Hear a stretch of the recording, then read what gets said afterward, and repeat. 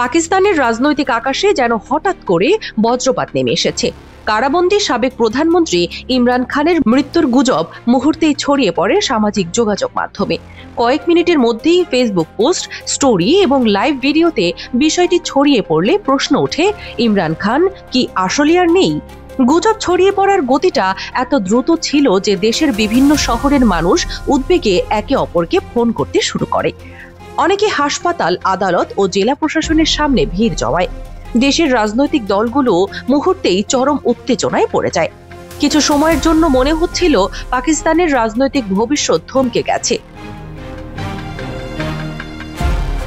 যদিও পিটিআই কঠোরভাবে গুজব অস্বীকার করে জানায় ইমরান খান সুস্থ আছেন, তবুও গুজবের মাত্রা এতটাই প্রবল ছিল যে তা পুরো দেশকে এক অনিশ্চয়তার অতল গহ্বরে ঠেলে দেয়। জনমনে এই ভয়ের সঞ্চার এমন এক অস্থির পরিবেশ তৈরি করে যা পাকিস্তানের সাম্প্রতিক ইতিহাসে আগে খুব কমই দেখা গেছে। গুজব ছড়ানোর আগে থেকেই কারা প্রশাসনের অস্বাভাবিক আচরণ জনমনে এক ধরনের অদ্ভুত সন্দেহের জন্ম দিয়েছিল। বিগত কয়েক সপ্তাহ ধরে ইমরান খানের পরিবার ও আইনজীবীদের নিয়মিত সাক্ষাৎ বন্ধ রাখা, কারাগারের ভেতরের পরিবেশ নিয়ে কোনো তথ্য না দেওয়া, এসব বিষয় পরিস্থিতিকে আরো প্রশ্নবিদ্ধ করে তুলেছে। তার পরিবারের সদস্যরা বারবার সাক্ষাৎ চেয়ে আবেদন করলে অজানা কারণে অনুমতি দেওয়া হয়নি, যা পিটিআই সমর্থকদের কাছে আরো বড় ষড়যন্ত্রের ইঙ্গিত বলে মনে হয়েছে। অনেকে ধারণা করছেন কারাগারের ভেতরে হয়তো কিছু একটা ঘটেছে যা সরকার জনগণের সামনে প্রকাশ করতে চাইছে না।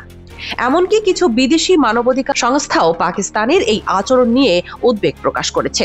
হাজার হাজার পিটিআই সমর্থন জেল চত্বরের সমবেত হয়ে একটাই প্রশ্ন করছে, ইমরান খান কোথায়? তিনি কি সত্যিই নিরাপদ? তাদের এই প্রশ্নের কোনো স্পষ্ট উত্তর এখনো পাওয়া যায়নি। ফলে পরিস্থিতি দিন দিন আরো অস্থির হয়ে উঠেছে।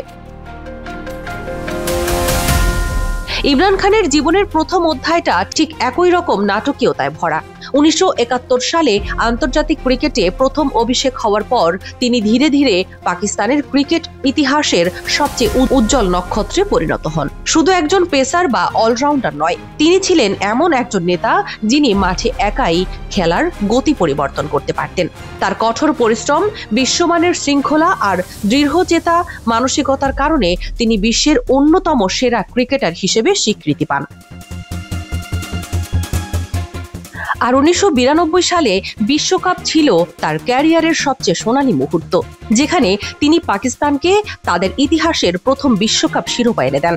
সেই এক বিজয় তাকে শুধু ক্রিকেটারের পরিচয় থেকে বের করে নিয়ে যায় এমন এক স্থানে যেখানে তিনি জাতির অনুপ্রেরণা, যুব সমাজের রোল মডেল এবং পাকিস্তানের গর্ব। ক্রিকেটের উজ্জ্বল অধ্যায় শেষে 1996 সালে ইমরান খান যখন পিটিআই প্রতিষ্ঠা করেন, তখন খুব কম মানুষই বিশ্বাস করেছিল তিনি একদিন দেশ পরিচালনার শীর্ষে উঠবেন। প্রথম দিকে তিনি প্রায় একাই লড়ে গেছেন, কোনো বড় রাজনৈতিক সমর্থন ছিল না, দল ছিল দুর্বল। নির্বাচনের পর ব্যর্থতা এসেছে, তবুও তিনি পিছিয়ে যাননি। তার দুর্নীতি বিরোধী অবস্থান, সাধারণ মানুষের অধিকার নিয়ে সরব থাকা এবং রাষ্ট্র ব্যবস্থার সংস্কারের দাবি তাকে ধীরে ধীরে সাধারণ মানুষের কাছে আরো শক্তিশালী নেতা হিসেবে গড়ে তোলে। রাজনৈতিক প্রতিপক্ষ তাকে উপহাস করেছে, মিডিয়ার একটি অংশ তাকে সমালোচনা করেছে, কিন্তু তিনি নিজের অবস্থান বদলাননি। 22 বছরের নিরবিচ্ছিন্ন সংগ্রাম শেষে তিনি নিজেকে প্রতিষ্ঠিত করেন পাকিস্তানের সবচেয়ে আলোচিত রাজনীতিবিদ হিসেবে। তার অদম্য মনোবলেই তাকে প্রধানমন্ত্রী হওয়ার পথে প্রধান হাতিয়ার ছিল। 2018 সালে প্রধানমন্ত্রী হওয়ার পর ইমরান খান দেশের জাতীয় রাজনীতিতে এক নতুন যাত্রা শুরু করেন। দুর্নীতিমুক্ত রাষ্ট্র গঠনের প্রতিশ্রুতি, স্বাস্থ্য বীমা, শিক্ষা উন্নয়ন, ন্যায় বিচার প্রতিষ্ঠা এবং দেশের অর্থনীতি পুনর্গঠনের পরিকল্পনা, সব মিলিয়ে তিনি জনগণের মনে নতুন এক আশার সঞ্চার করেন। যুব সমাজ তাকে দেখেছে একজন রোল মডেল হিসেবে। যারা বিশ্বাস করেছিল পাকিস্তানকে দুর্নীতি আর রাজনৈতিক হতাশার গভীরতা থেকে টেনে তুলতে পারবেন কেবল তিনিই। তার জনপ্রিয়তা এত দ্রুত বাড়ে যে পাকিস্তানের রাজনীতি দীর্ঘ সময় ধরে তার ইমেজের ওপরেই নির্ভরশীল হয়ে ওঠে। এমনকি আন্তর্জাতিক অঙ্গনেও তিনি হয়ে ওঠেন আলোচনার কেন্দ্রবিন্দু। তবে ঠিক এই জনপ্রিয়তাই তাকে রাজনৈতিকভাবে অনেক শক্তিশালী বিরোধীর মুখোমুখি দাঁড় করিয়ে দেয়। 2022 সালে অনাস্থা ভোটে ইমরান খান ক্ষমতা হারানোর পর পাকিস্তানের রাজনৈতিক পরিস্থিতি একেবারেই বদলে যায়। তার বিরুদ্ধে একে একে বহু মামলা দায়ের করা হয়। তোশখানা দুর্নীতি, আল কাদি ট্রাস্ট, এমনকি রাষ্ট্রীয় গোপন নথি ফাঁসের অভিযোগও তার বিরুদ্ধে আনা হয়। প্রতিটি মামলায় তাকে রাজনৈতিকভাবে কোণঠাসা করতে ব্যবহৃত হচ্ছে বলে অভিযোগ পিটিআই এর। বিশেষ করে সাইফার মামলায় 10 বছরের কারাদণ্ড পুরো পাকিস্তান জুড়ে তীব্র প্রতিক্রিয়া সৃষ্টি করেছে। তার গ্রেফতার, আদালতের বিতর্কিত সিদ্ধান্ত এবং বিচার প্রক্রিয়ার স্বচ্ছতা নিয়ে আন্তর্জাতিক পর্যায়ে প্রশ্ন উঠেছে। তার সমর্থকদের মতে এটি কেবল রাজনৈতিক প্রতিহিংসা, যেখানে ইমরান খানকে চিরতরে রাজনীতি থেকে সরিয়ে দেওয়ার জন্য সরকার সব উপায়ে ব্যবহার করেছে। কারাগারে ইমরান খানকে যেভাবে রাখা হয়েছে তা পাকিস্তানের রাজনৈতিক ইতিহাসে খুব কমই দেখা গেছে। তাকে সম্পূর্ণ একাকী বন্দিতে রাখা হয়েছে। বাইরে কারোর সঙ্গে যোগাযোগ সীমিত করা হয়েছে।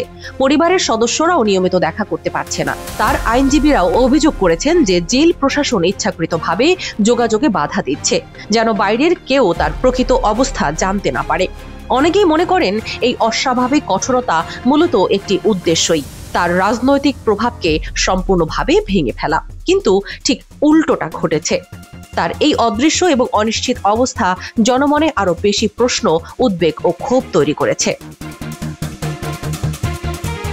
ইমরান খানের উত্থান পতনের গল্প আসলে পাকিস্তানের রাজনীতির রূপরেখাকেই বদলে দিয়েছে। ক্রিকেট মাঠের বীর, জনগণের নায়ক, প্রধানমন্ত্রী, তার জীবনের প্রতিটি স্তরেই নাটকীয়তায় ভরা। আর এখন কারাগারে বন্দী অবস্থায় তিনি হয়ে উঠেছেন পাকিস্তানের রাজনৈতিক বিভাজনের সবচেয়ে বড় প্রতীক। একদিকে কোটি মানুষের ভালোবাসা ও সমর্থন, অন্যদিকে রাষ্ট্রপ্রধান ও সেনাবাহিনীর দৃঢ় বিরোধিতা।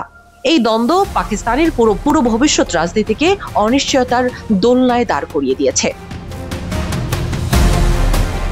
তার বিরুদ্ধে ওঠা অভিযোগ, তাকে ঘিরে রহস্য এবং সরকারের কঠোর অবস্থান সবকিছু মিলিয়ে ইমরান খান আজ পাকিস্তানের অস্থিতিশীলতার কেন্দ্রবিন্দুতে। সেই মানুষটি যিনি একসময় দেশের গৌরবের প্রতীক ছিল, তিনি আজ একই দেশের রাজনৈতিক ঝড়ের কেন্দ্র হয়ে পুরো রাষ্ট্রকে নাড়া দিচ্ছেন।